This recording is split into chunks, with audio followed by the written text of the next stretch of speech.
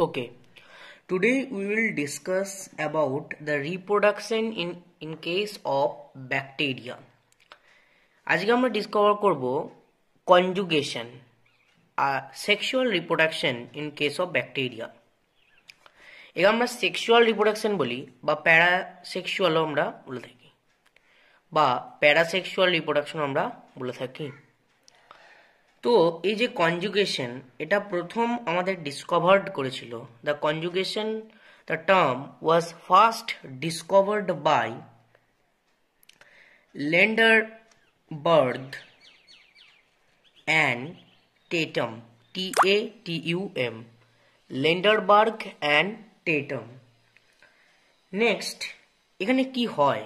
Conjugation is one of the type of sexual reproduction, one of the type of sexual reproduction.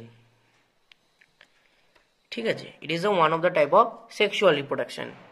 Okay, এখানে lender হবে না, লেডারবার্গ and টেটাম, it is one of the type of sexual reproduction. Suppose এই দুটো হচ্ছে দুটো bacterial sell.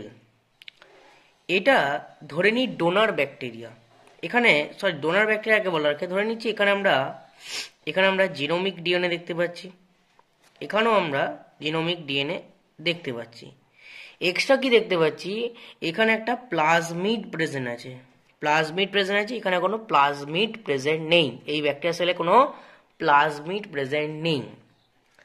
তো এই যে আমরা দেখব এই যে ব্যাকটেরিয়াল সেলটা, এটাকে আমরা বলবো A+ or donor male bacteria.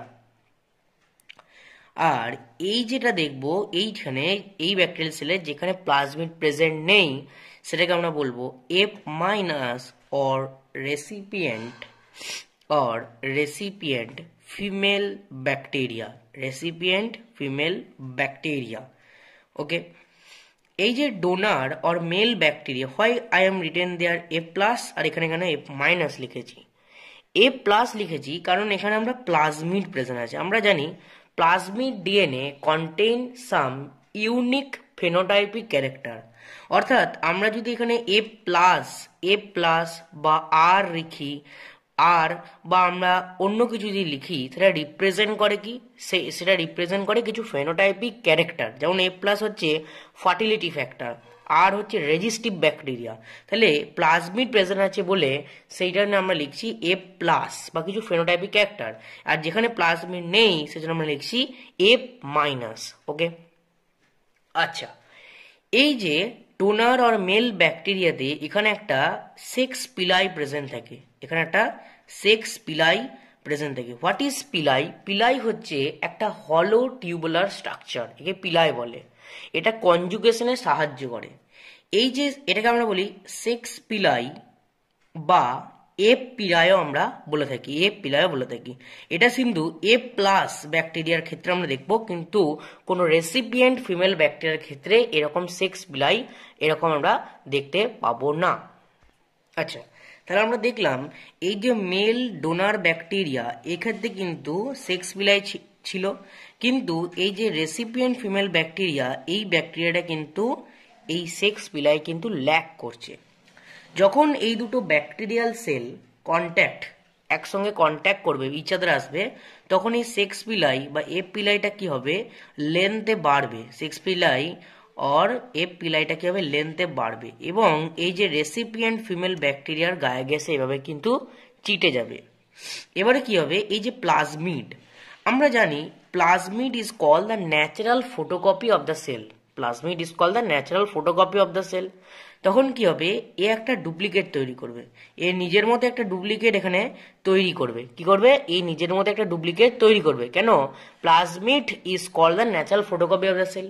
এবার এই যে ডুপ্লিকেট প্লাজমিডটা তৈরি হলো, সেইটা এই যে লং ব্রিজ লাইক স্ট্রাকচার তৈরি করলো, এটাকে আমরা বলবো কনজুগেশন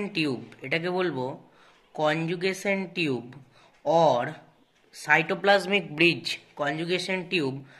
আমরা বলবো সাইটোপ্লাজমিক ব্রিজ। তাহলে এই ব্রিজ দ্বারা কি হয়? এই যে ফটোকপিয়ে তৈরি করেছিল প্লাজমিড, সেটা কি হয় এই সাইটোপ্লাজমিক ব্রিজ অর্থাৎ কনজুগেশন টিউব দিয়ে এই যে রেসিপিয়েন্ট ফিমেল ব্যাকটেরিয়ার ওখানে ঢুকে যায়, রেসিপিয়েন্ট ফিমেল ব্যাকটেরিয়ার ওখানে কিন্তু ঢুকে যায়। তখন কি হয়, এটা তো F+ ছিলই, কেন এর কাছে কি ছিল, প্লাজমিড প্রেজেন্ট ছিল, প্লাজমিড ডিএনএ। আবার রেসিপিয়েন্ট অর্থাৎ F- রেসিপিয়েন্ট ফিমেল ব্যাকটেরিয়ার কাছে কি চলে এলো, একটা প্লাজমিড চলে এলো। তখন এটাও কি হয়ে যাবে, তখন এটাও হয়ে যাবে A+ আর ফার্টিলিটি ফ্যাক্টর এও চলে আসবে, তখন এও কিন্তু ডোনার ব্যাকটেরিয়া হয়ে যাবে। এবারে কি হয়, এরপরে কি হয়, আফটার সাম টাইম এই both the cell are separated. এই যে primitive type of DNA transfer from one bacterium to another is called conjugation. এবারে যদি এই প্লাজমিডটা এই জিনোমিক ডিএনএ, এই যে জিনোমিক ডিএনএ এই জিনোমিক ডিএনএর সাথে অ্যাটাচড হয় এবং অ্যাটাচড হয়ে একটা স্ট্রাকচার তৈরি করে, এটাকে বলা হয় HFR or high frequency recombinant. এইটাকে বলা হয় হাই ফ্রিকোয়েন্সি রিকম্বিনেন্ট এবং এই স্ট্রাকচারটাকে আবার বলা হয় এপিজোম। এটা যখন এখান থেকে এটা ট্রান্সফার হয় তখন আমরা এপিজোমাল ট্রান্সফার বলি। তো শুধু মনে রাখবে, the structure which the attachment with the plasmid DNA with the genomic DNA in the bacteria is called episome. তাহলে এই হলো all is about reproduction case of bacteria, which is first part, which is conjugation. Next পার্টে আমরা discover করবো asexual reproduction endospore.